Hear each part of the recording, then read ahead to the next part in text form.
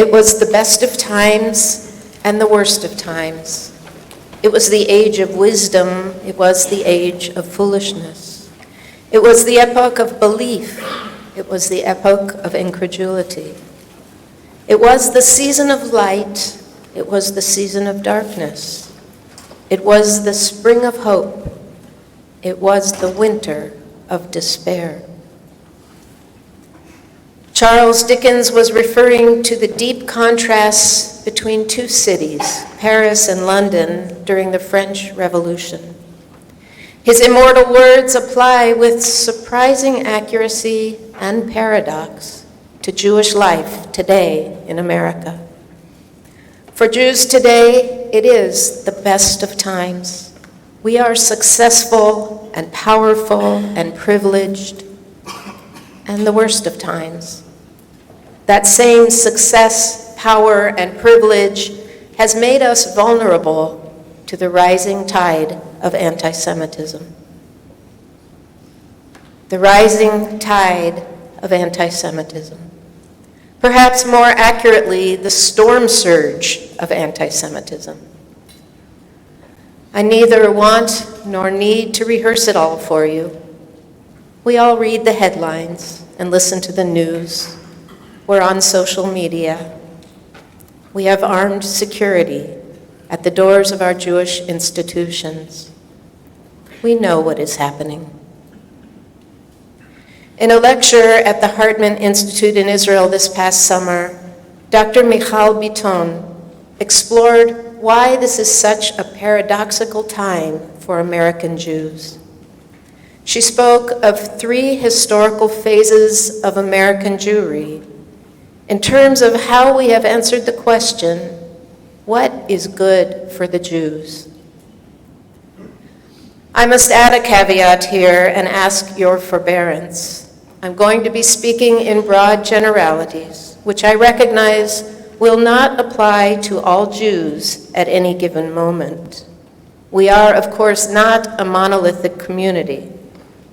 Nonetheless, I believe the argument has merit, and at the very least, it will add to the conversation. Three phases of what is good for the Jews. In the first phase, in the late 19th and early 20th centuries, American Jews advocated for all minority Americans because equal rights for all was good for the Jews. It was a time of mass immigration and, in response, rising nationalism. Immigrants were vulnerable, so a combination of Jewish values and strategic thinking led us to work alongside other groups for the betterment of all. We are all familiar with the words inscribed on the Statue of Liberty. Give me your tired, your poor, your huddled masses yearning to breathe free. Their author, Emma Lazarus, was a Jewish activist working to bring Russian Jewish refugees to America. But her poem advocates for rights not just for her people, but for all immigrants. In this first phase, we Jews believed in and strived for an America that was a golden Medina, a promised land for all. If we advocated for everyone, then Jews would benefit too. And it must be said, it didn't feel quite safe to proclaim our Jewishness.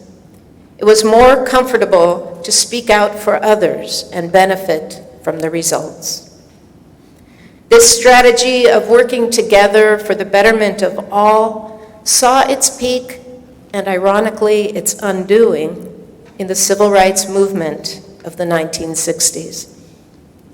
In the late 60s and early 70s, the civil rights movement sparked the rise of identity politics, a new wave of particularist activism based on racial, religious, ethnic, sexual, social, cultural, or other identity. There was women's lib, black power, gay pride. The Jewish community saw that if other groups could say, "We are proud to be different," maybe Jews could do the same. And so began the second phase in the history of what is good for the Jews. And we began advocating for particularistic Jewish causes. We rallied for Soviet Jews. Jewish feminism arose. Zionism was strong. With the rise of identity politics came Jewish pride. We became comfortable advocating for our own interests and began to prosper and edge our way into the American dream. In a 1970 report on college-age Jews, education consultant Donald Feldstein wrote, "It is no longer embarrassing to belong to a group on campus with the word Jew in the title." He noted literally scores of Jewish groups forming on college campuses across the country with, quote, aggressively Jewish missions that imitated the spirit, style, and tactics of the New Left and Black militants. So, to review, in phase one, we felt vulnerable, and so we joined forces with other minority communities to work for the betterment of all. In phase two, we felt proud, advocated for Jewish interests, and began to prosper. If you listen to Professor Biton's lecture on YouTube, you'll see that as she transitions from phase two to phase three and our current situation, she pauses and heaves a deep sigh. Because phase three, she says, is marked by disorientation and destabilization. The answer to what is good for the Jews is the same as the answer to the issue of Israel and Palestine. It's complicated. As I said, along with the pride and particularist activism of phase two came increased prosperity, acceptance, and a voice in the majority social structure and discourse. As Eric Goldstein puts it, we negotiated a white identity and thereby gained white privilege. We can see the process reflected in books with titles like Working Toward Whiteness, The Strange Journey from Ellis Island to the Suburbs, or How Jews Became White Folks. But even as we have succeeded in negotiating whiteness for ourselves and have gained status in the majority social structures, we still hold on to the memory of oppression, marginality, and vulnerability. It is woven into the very fabric of our Jewishness. Every Shabbat, our prayers remind us that we were slaves in Egypt. At our Passover Seders, we recite year after year, Bechol dor vador omdim aleinu lachalotenu. Not just once, but in every generation, someone arises to try and destroy us. And of course, today's culture of hate and divisiveness reminds us that our hold on privilege is conditional, if not tenuous. So we have paradox and confusion, and as Biton says, disorientation and destabilization. We have made it. We are successful and prosperous, and we have access to power. Did you notice that in the last presidential election, both major candidates had Jewish sons-in-law? And yet we have security guards at our synagogues.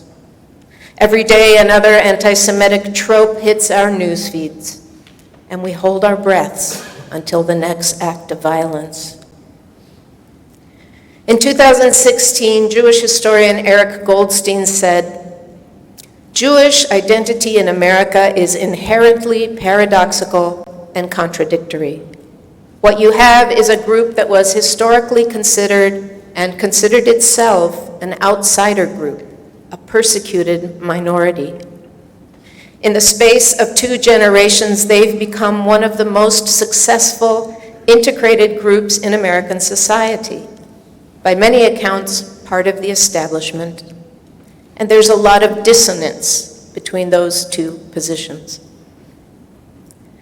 Behind the dissonance is the fact that the narrative of other minorities does not mirror our own, and instead tends toward a binary notion that you are either powerful or powerless, white or not white. Either the American dream works for you, or it has been built upon your back and works against you. It's an approach that tells us that we cannot have it both ways. We cannot enjoy the benefits of privilege and yet maintain an identity of otherness and vulnerability. This misalignment has contributed to the breakdown of the relationship between the Black community and the Jewish community. No longer are we seen as partners in the good fight. Add to the mix the inexorable complexity of the conflict between Israel and Palestine. And increasingly, folks on the activist left, formerly our allies, have come to see Jews as the oppressor as well. So here we are in 2019 on the eve of 5,780. Blatant and violent anti-Semitism from white supremacists is rising and seems to have become acceptable in the public square, social media, and even the hallowed halls of government. And equally hostile, if more subtle, anti-Semitism is coming from the left, because both here and in Israel, we have entered the world of power and privilege. Now, if ever, might be the time to send that classic Jewish telegram that reads, "Start worrying, details to follow." But that is not the message I want to send on this eve of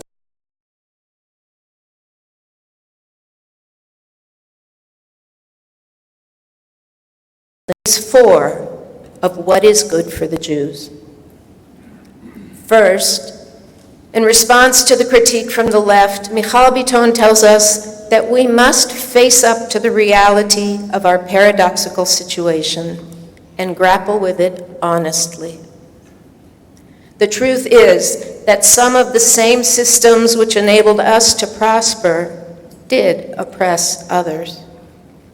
On the other hand, we have experienced again and again that our prosperity is tenuous. We need to find ways to confidently embody the paradox in order to develop a credible voice that can push back against binary notion that you are either powerful or entirely powerless. 2 years ago, Rabbi Don Weber of Marlborough, New Jersey, gave a powerful and daring Yom Kippur sermon on anti-Semitism. It's online, and I encourage you to read it or listen to it. He spends a good 10 minutes with a scary recounting of all the horrible anti-Semitism the Jewish community had seen that year, including Charlottesville on the right and the Chicago Dyke Mark on the left. He concludes with a simple charge. He says, "We must speak up as Jews to our own power bases." He says, "As long as you and I have a vote, as long as you and I have a voice, as long as we make contributions, we have the ability to affect this conversation and affect our country. So if," he says, "you are a Democrat and you hear someone from the left wing talking like this about Jews, or if you are a Republican and you hear someone from the right saying anti-Semitic things, it's time to call them up or send an email and say, I am an American, I am a voter, I am a contributor, and I am a proud Jew. And if you continue along this path, you will lose my voice, you will lose my vote, you will lose my support, because this is not what America is supposed to be." My takeaway from Rabbi Weber and Professor Biton: is that we need to integrate the attitudes of phase 1 and phase 2 of what is good for the Jews, and use our power to stand up with proud Jewish voices against hatred toward any community. Stand up with proud Jewish voices not just against anti-Semitism, but for social justice and civil rights for all. Finally, one more scholar informs my view on what will be good for the Jews this year. Professor Deborah Lipstadt, whose most recent book is called Anti-Semitism Here and Now, says we need to resist our natural pessimism. As my teacher David Ellenson once said, the Jews are a people who won't take yes for an answer. Lipstadt encourages us to balance the oys and the joys of being Jewish. She writes, Jewish tradition in all its manifestations, religious, secular, intellectual, communal, artistic, and so much more, is far too valuable to be tossed aside and replaced with a singular concentration on the fight against hatred. This need for Jews to balance the oi with the joy is an exhortation that could well be shared with many other groups that have become the objects of discrimination and prejudice. Never stop fighting the good fight, even as you rejoice in who you are.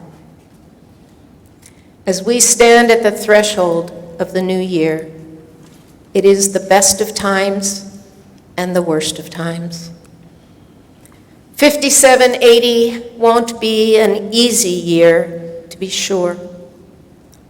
But by learning from the past, grappling with the present, and proudly working for a better future, all the while remembering to balance the oys with the joys, we can make it a Shana Tova, a good year.